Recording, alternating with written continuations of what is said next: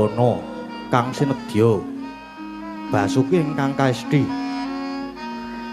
marwakane carita Surat Saratri sinartan sesanti luhuring kagunan hangesti kuncaraning bebrayan adiluhunging budaya kinarya hanyembuh drajating bangsa kena teking Duksina wayang Purwa Sembada dadya tuladha hambangun jiwa utama mamardira ing tata krami pramila pantes lamun winastan kagunan suraos tontonan lan tuntunan dongeng kuno ngemus rasa yen linaras saya karaos mulat sari rohang rasa wani proing diri rasa rumangsa ngrumangsani lir jarma ngilokaca jarweh wis dinakup caing carita ala becik wis gumelaran jroning pakliran yaiku kang sejati namirsani pagelaran Ringgit Purwa Surya Candra Darumi Kartika pinurba kudrating kang kawasa sari ratirang Ngedri Bawana para ing tenging Duksina gilir gumanti tanpa kumba teman dadya petangane dina sasi warsi windu kang sarta abad tetukulan tang artu makarga sinirambu Jawapating Krembyah dadya pepadhanging kutu-kutu alang atoga Buronwono yang Burontaya dadya bebranaan kang tanpa wicalan jalma manungsa tinitah priya wanita sponra-ponranut golonganing bangsa dewi-dewi Hanegir Budita ingkang kaeku adi dasa purwa eka marang sawijadi linuwih dasa 10 purwa marang wiwitan senadyan kathah titahing dewa ingkang sinungga ing pradiwi kinasungane ngakasa kinawiting samudra racak sami anggana raras nanging datan kadya ingkang benupiting dalu samangke yekti ingkang sinebat gumlaring pretapan Sukalima ya ing Sukapanca winastan Sukalima Kranada ing nguni ana wit suka jejer 5 Amatesna kirarya pambukaning kandha Saratri mangke awit ngupaya negari 100 tanantuk kalih nadyan sewutan jangkep sadasa lah sinten ingkang mangasrama ing mriku yekti ingkang peparab Begawan Durna ya Resi Kumbayana Panita ingkang mumpuni saluwiring aguna wasis kita ngesti kesdik paningali buntas kawruhe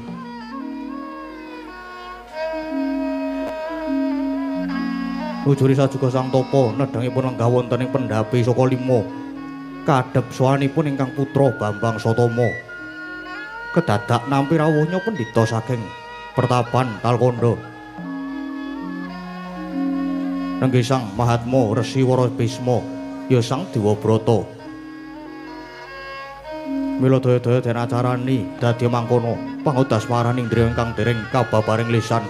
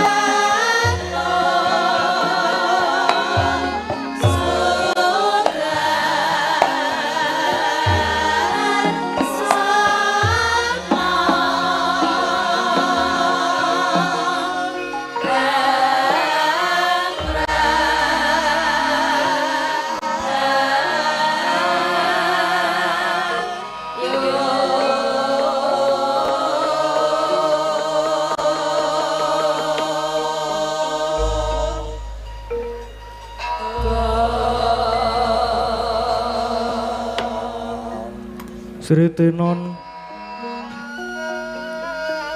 ing pasewakan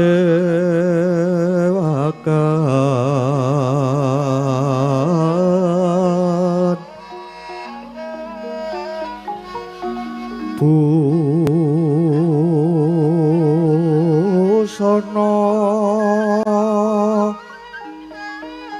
maneka warna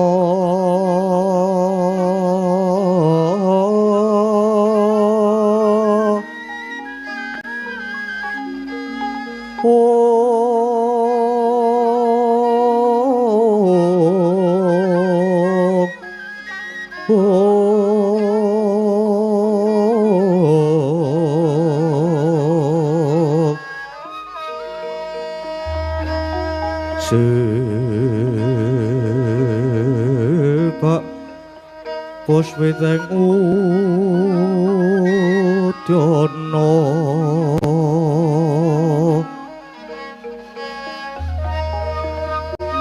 miyang panjerah sarwa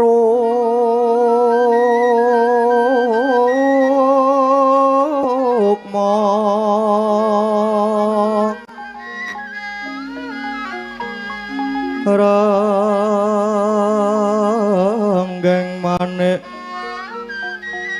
Narawata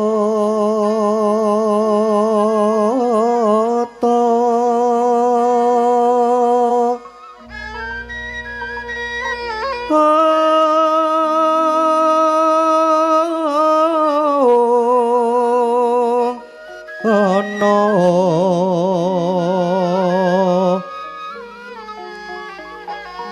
Obro prabanyo kang sumirat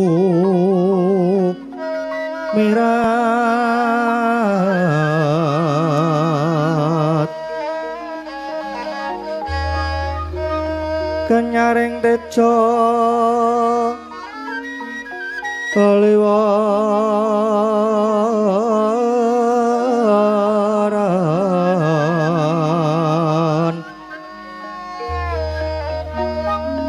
lerki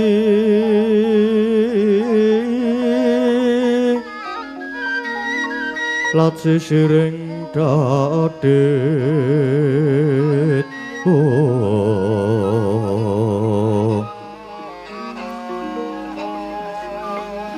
wimbuh kakondom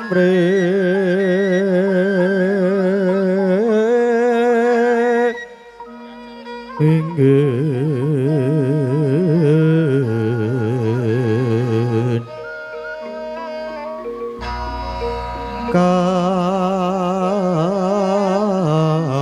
katiuping samirana mandra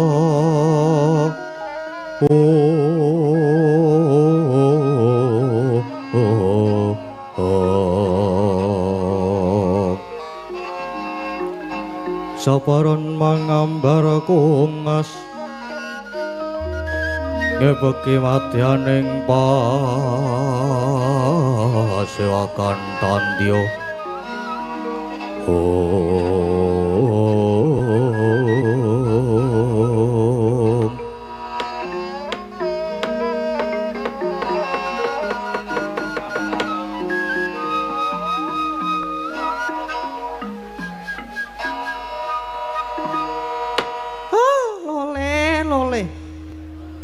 Gandong blekuduk monyor-monyor. Anakku nggih rasa tama. Dawuhna marang para cantrik-cantrik saka lima supaya padha sumene. Merga iki pertapan saka lima nampa rawuhe pepunden pendhita ing Talkanda. Ora bakal ngacarani panjenengane ingkang winantu ing pakurmatan ya Sang Adi Penemban Begawan Bisma Satama. Ih, kula nun.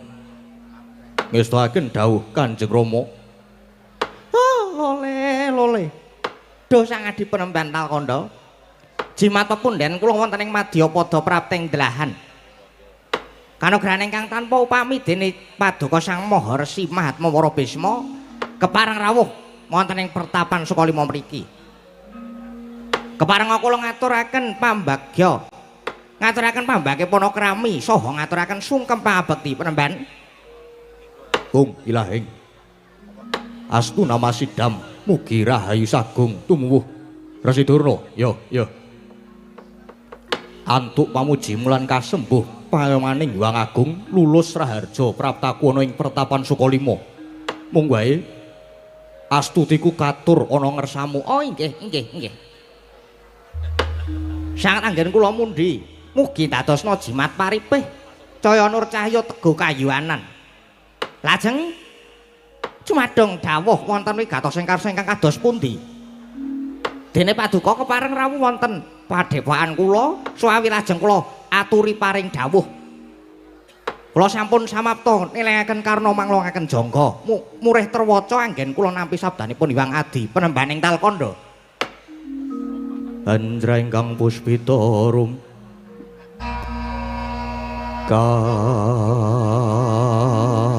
kasiliring samira nomrek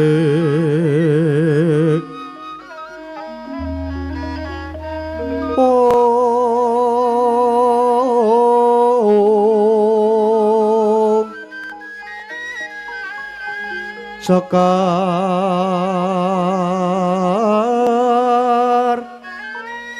kadung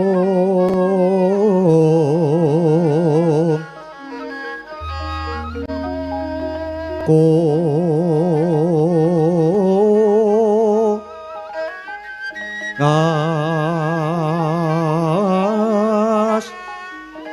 kandanyo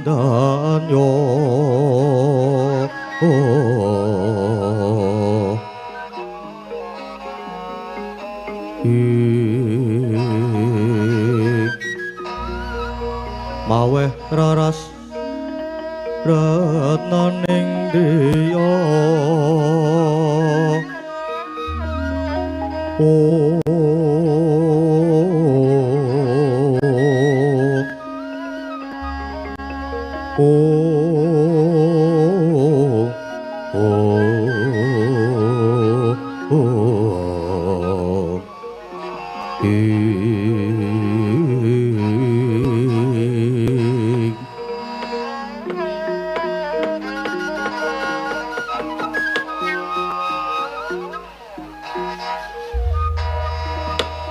Ilahing astu nama sidam Resi Durna adoh saka Talkanda aku prapta ning pertapan ya ing padepokanmu iki kejaba tuwi kawidatanmu aku mung bakal miterang merga yen tak sawang-sawang putu-putuku Pendholan Kurawa sawise wis 3 taun puruhita marang sliramu wis akeh undhak-undhakane racak ya wis padha pinter ulah kridaning adiloga ngembat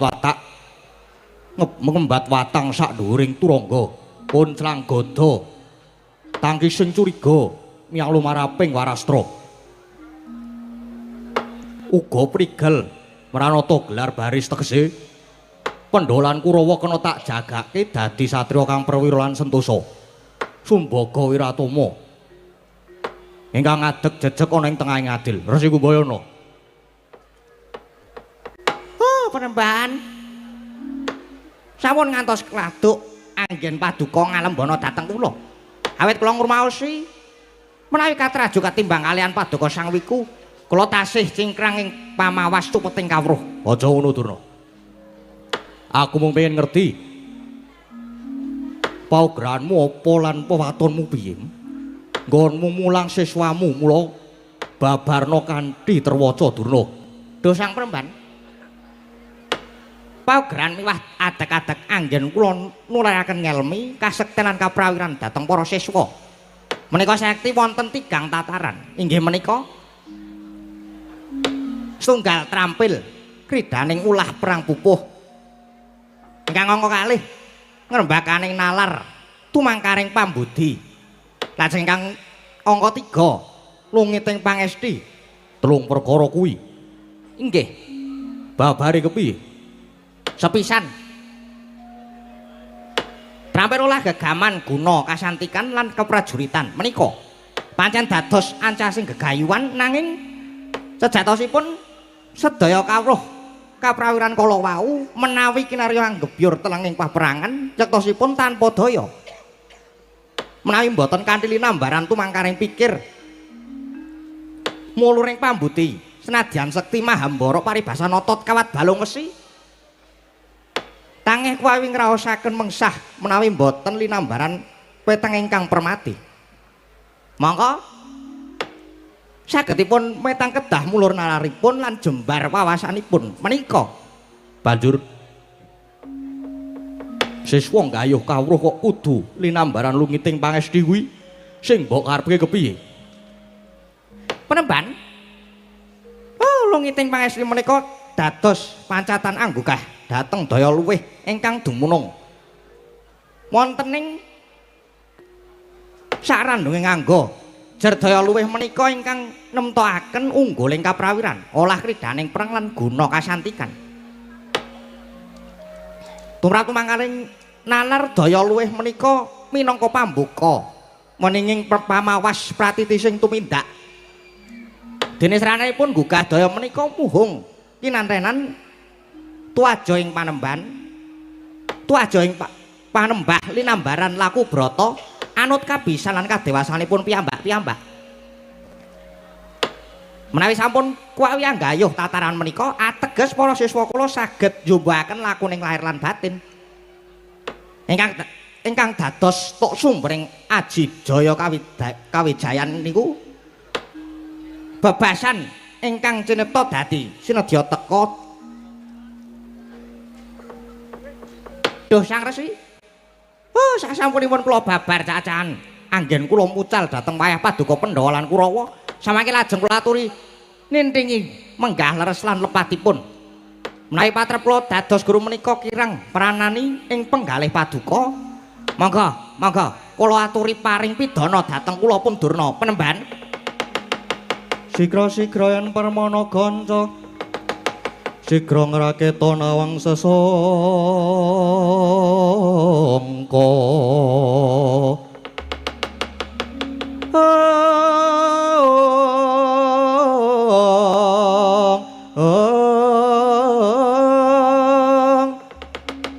Goyang lenggahing Sri Nalendra ambek marwa sing sang Katri kumulung mangra empak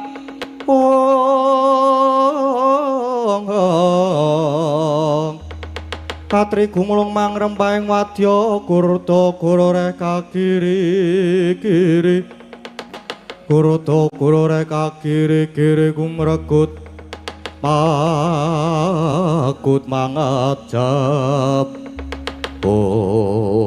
Om Ilahing astu nama sidam bejo kemayangan dini putu-putuku pendolan Kurawa winengku dening Dwija ingkang lebda ing reh agalan alus Resi Durna suka bombonge atiku bebasan kajugrukan wukir sari kalepan samudra madu persasat kaya wis ngincipi mulyaning kasuwargan putuku pendolan Kurawa menawa wis tuntas gone gayuh kawruh yakti bakal dadi satriya pepunjuling jagat pepedhinganing janma unusaning titah mula banget ing panarimaku ya Durna malah yen tak wawas sira bisa njunjung kaluhurane trah saptarga lan kawibawane negara Kastina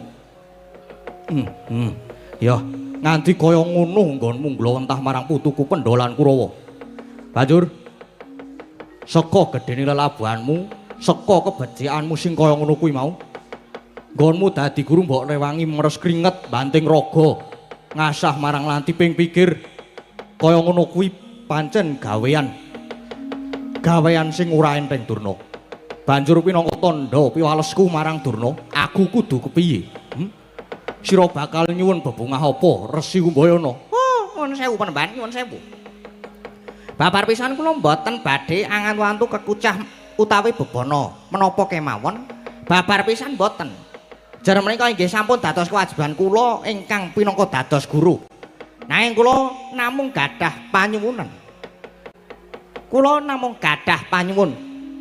sliramu darpe penjaluk apa nun sewu kula namung nyuwun kawigatosan saking para pangarsaning praja pejabating negari Gandeng kula sampun pucal dhateng putra-putra Ngastina kanthi saestu nuwun sewu. Kula suwun migatosaken dhateng sekolahan kula menika sepisan. Yang kaping kalih saben-saben sekolahan menika nampi siswa-siswa enggal. Lan saben ambal warsa kula suwun dipun gelaraken kabudayan wujudipun ringgit purwa kados kalenggan dalu menika. Niku kedah niku. Namung menika panyuwun kula, Jar menika nggih kangge dandani budi pekerti jati dirining bangsa. Oh, Durna.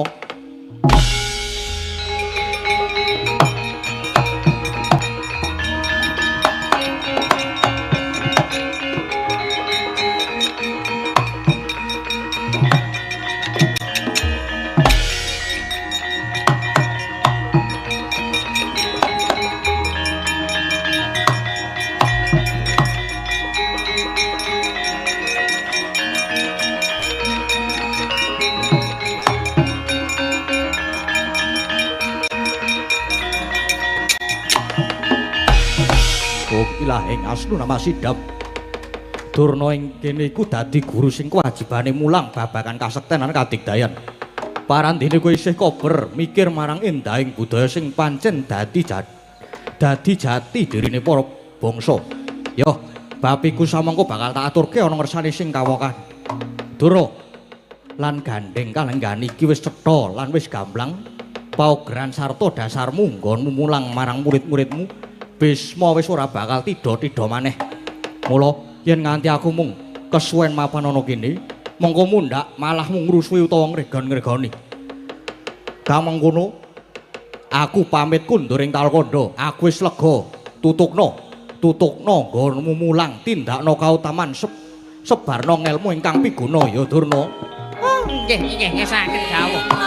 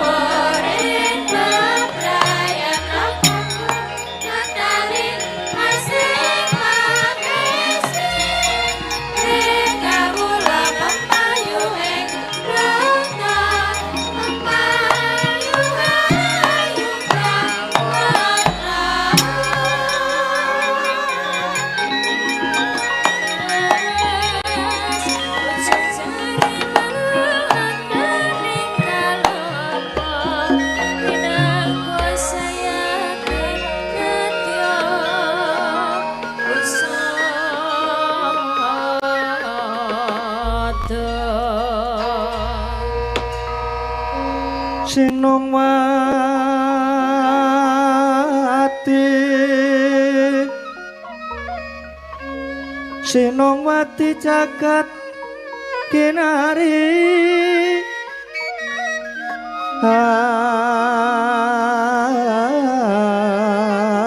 amo mbak lumembak ombak ing samudra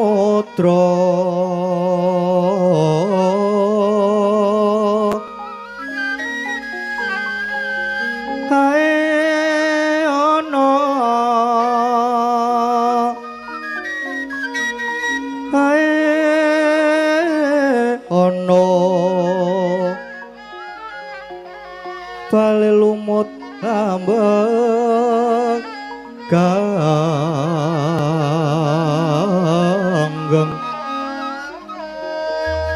awita dedenceng-dencengan oh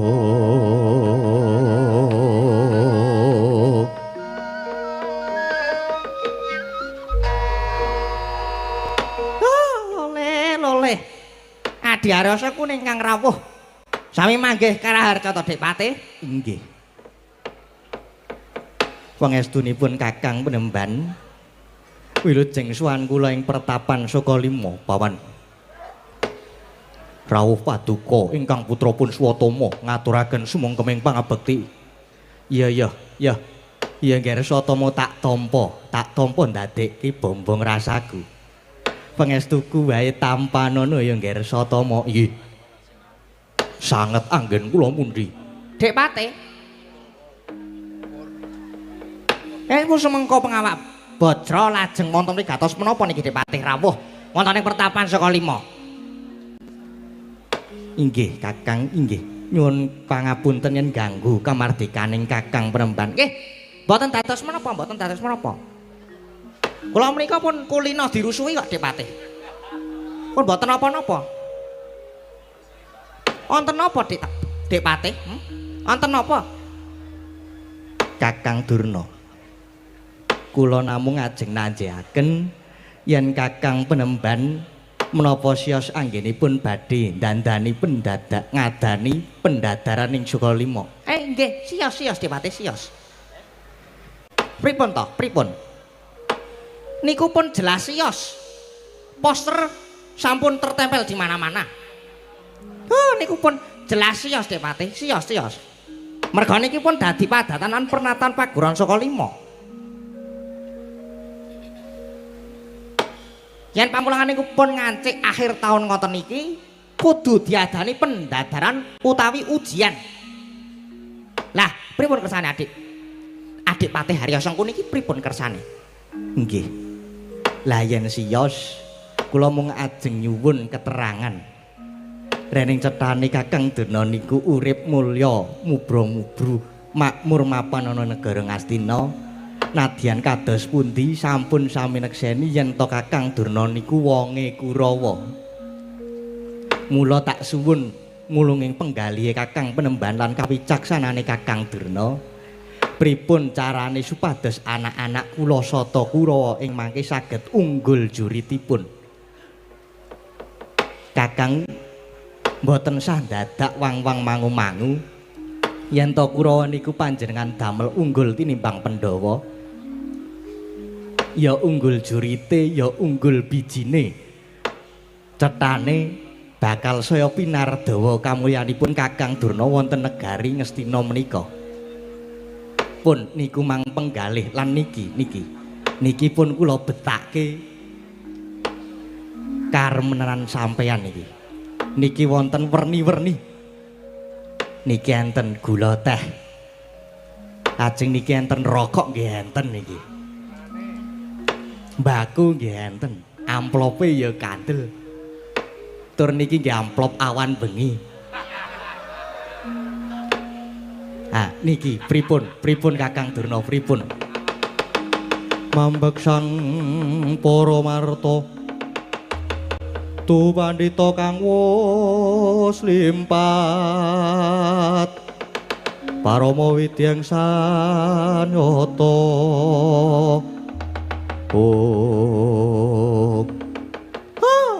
lole Dik Patih. Njur kula niki manganggep guru sing pripun Harom? Ayo saniki oleh-olehe kabeh digawa mulih. Niku mang gawa mulih. Rumangsa sampean apa? Dadak gawa oleh-oleh bareng. Apa-apa terus digawa rene. Ayo gawa balik kabeh. Lho, niki niku ki minangka wujud katresnan. Wujud katresnan lan setya bektine Kurawa dhateng Kakang Durna pinangka dadi guru. Ora kena. Biyen jaman aku kaliren wis do meneng wae. Jaman aku ra duwe duit wis do meneng wae. Aku jaman ora duwe duit malah tetep disilih duit. Diutangi. Bareng saiki aku dadi guru, mangsane arep pendadaran kok terus dong gawa gula teh. Yen ngaten malah dadi cetha. Cetha nek sampeyan niku ajeng nyogok kula ta? Sampeyan ajeng nyogok kula. Ajeng nyogok to kula niku tukang nyogok Dik Pate. Kula niku tukang nyogok kok ajeng disogok nggih mboten saged. Mboten saged. Tur malih ngaten nggih Dik Haryo. Pendadaran putra paguron Sukalima niki sejatine mung kanggo ngukur sepira ta bobot njaba jerone si murid ngone padha ngudi kaprawiran marang aku. Dadi Pendhita Durna kudu nindakake adeking guru sejati. Kudu tumindak sing samestine. Yen iya ya ya, yen ora ya ora. Nek pancen pinter lan becik ya tak luluske. Nek elek tenan ya kudu didandani kabeh. Ben supaya do mugen lan taberi nggone sinau. Nggih. Nanging Kakang Durna kudu eling. Yen Kakang Durna niku saben sasi diblanja. Gesange Kakang Durna niku wonten sangandhap genderaning negari Ngastina. Kula aturi eling lho Kakang, kula aturi eling. Eling. Jaman sakniki niku golek gawean niku angel sakniki.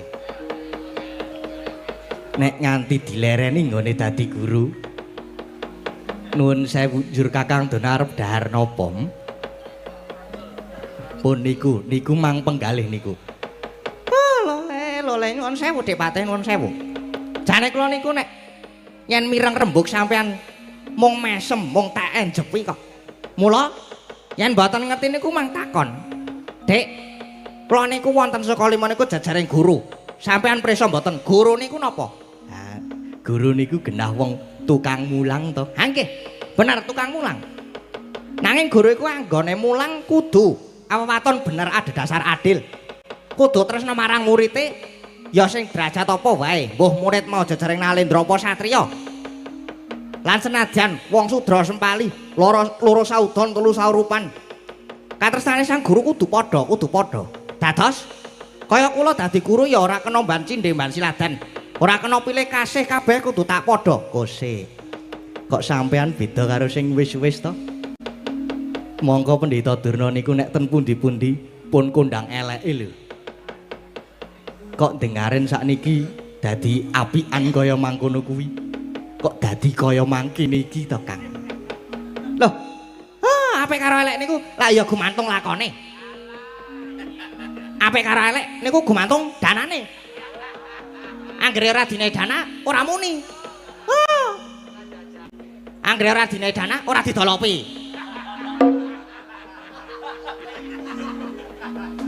Napa malih? Kula wonten mriki niku kudu nglenggahe pinangka jajaring guru. Dadi aku kudu apik tenan. Pun sampeyan ampun gawe pengaruh ala ten kula. Mang bali. Oh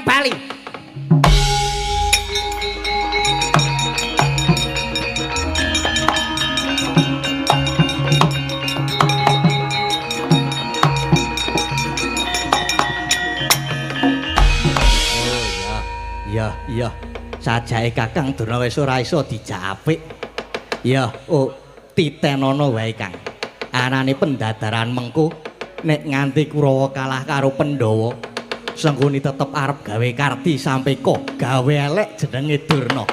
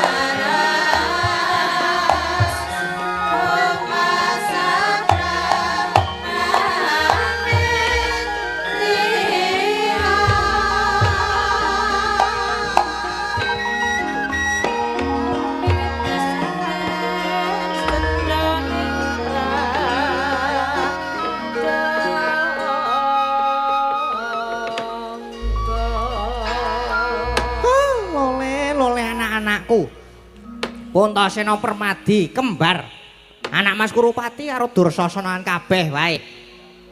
Ora tak bedak-bedake kula lan Pandhawa. Pancen sira kabeh tak timbali supaya swanana ngersanipun bapa.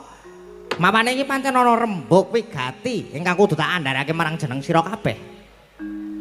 Inggih. Lajeng cumadung dawuh Rama Penemban nggih. Kados pundi Bapa Penemban? Ngene ya, Nger. Lan kabeh wae iki pendhataran Sivasaka 5 wis tumapak wancine. Sedhela meneh bakal tak ayati mula kabeh wae supaya padha samapta sawega lair lan batinmu nang tetandingan iki mengko ana pernatane. Ya iku siji. Pendhataran iki kudu dudu papan memungsuhan sejati nanging iki mung mligi kanggo dadar sepira undu-unduane nggone padha meguru. Loro. Sing melu iki ya mung siswa-siswa paguron saka 5. Liyane murid saka 5 ora kena melu. 3. Diwenangake padha pamer keprigelan, kepinteran, kadigdayan lan ulah gegaman. 4. Kena gawe lara nanging ora kena gawe pati. 5. Adu karosan kudu ijen padha ijen ora kena keroyokan. 6. Kabeh kudu jujur, ora kena goroh ing bab cacahan apa wae. 7. Nggone tetandingan yen sing siji wis rumangsa kalah ora kena diteter. 8. Gaman sing digunakake ora kena dicampuri wisa. 9. Sadurunge padha tanding iki mengko ora kena mendem. Ora kena mendem. Kae mburi dhewe kae. Dursasana ki biasane wis nyepake. Waduh, konangan tuwas tak campuri bensin. Tak campuri pertamak mengko terus mulek-mulek. Bul ra oleh wah pahit. Ora kena Dursasana ora kena. Nger, yen sekirane padha cetha, nggone padha nampa dawuhku. Iki mengko tumule enggal padha tindakno manjinge glangkang payudan. Durnaina panalinganira lumacaring ratri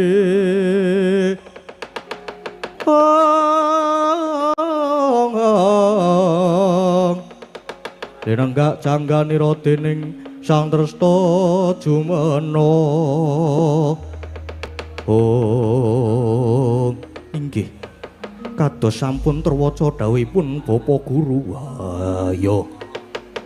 Wahya ngestake dawuh Durna bapakku, Durna guruku. Mbok pilih tasih wonten dawuh malih Bapa Penemban. Pendhataran iki kawitan sekolah panah utawa panahan.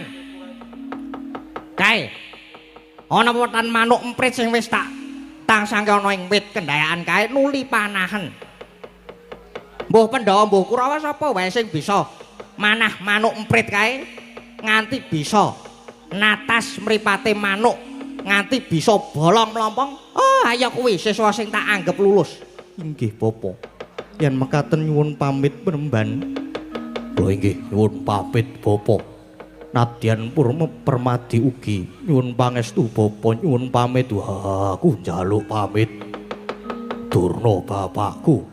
Aku njaluk pamit pangestune Durna bapakku sing tak suwun. Anak-anakku Nger, kabeh wae ingkang padha surtiti ngati-ati lan aja padha lali marang kabeh dawuhku ya Nger. Anak-anakku Kurawa lan Pandhawa.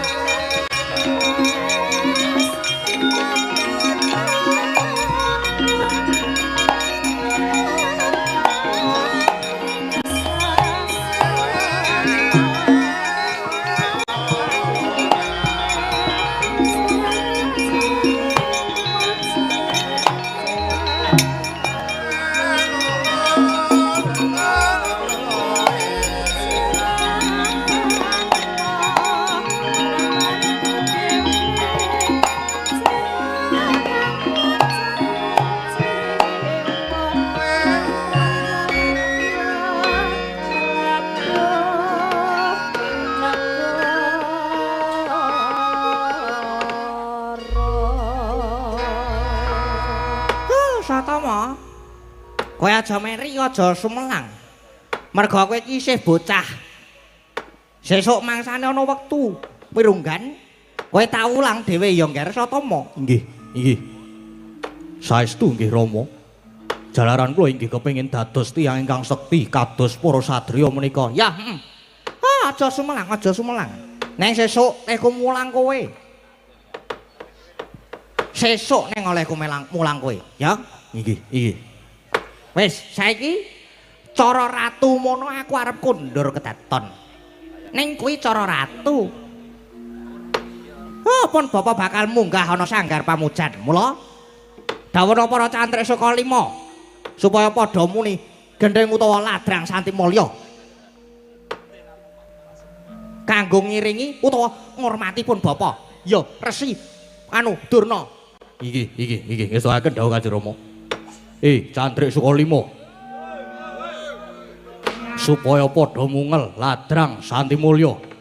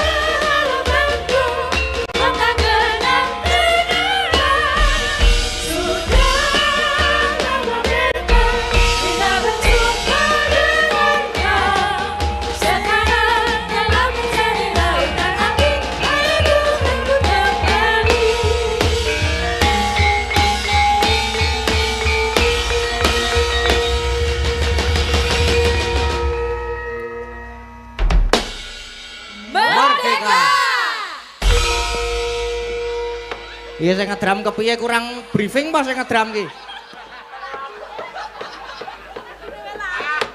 Ya. Alhamdulillah puji syukur ngonjo kersaning Gusti Allah. Gusti ingkang Maha Agung. Dene awake dhewe sowan. Sowan ana ngendi iki, Mak? Iki sowan ana Dusun Gejayan. Kelurahan ngendi kelurahane? Condong Catur. Banjur terus iki ujupe barang. Ujube apa, Mak? Ujupe iki apa jenengane? Merti Dusun. Merti dusun. Tasyakuran Merti Dusun. Tasyakuran merti dusun. Iya kaya ngono kuwi no. Iya. Coba dijelaske. Waduh.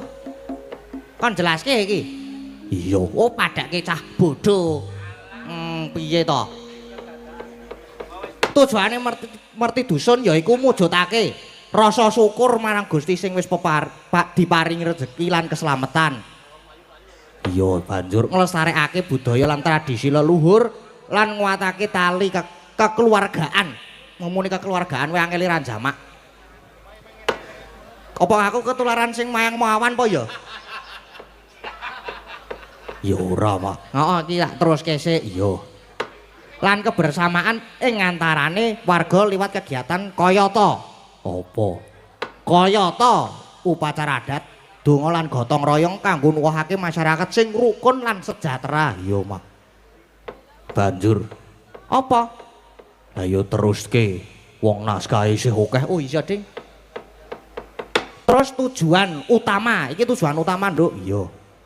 Tujuan utama Merti Dusun ungkapan Syukur.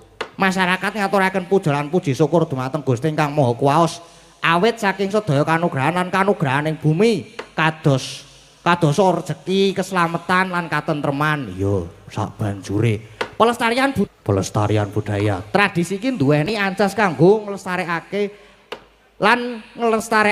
nilai-nilai kearifan lokal lan warisan budaya leluhur sing wis diwariske turun temurun. Iya, Mak. Sak banjure ana meneh. Isih ana meneh. Apa, Mak? Nguatake kebersamaan. Nguatake kebersamaan kuwi kepiye? Ngene ya.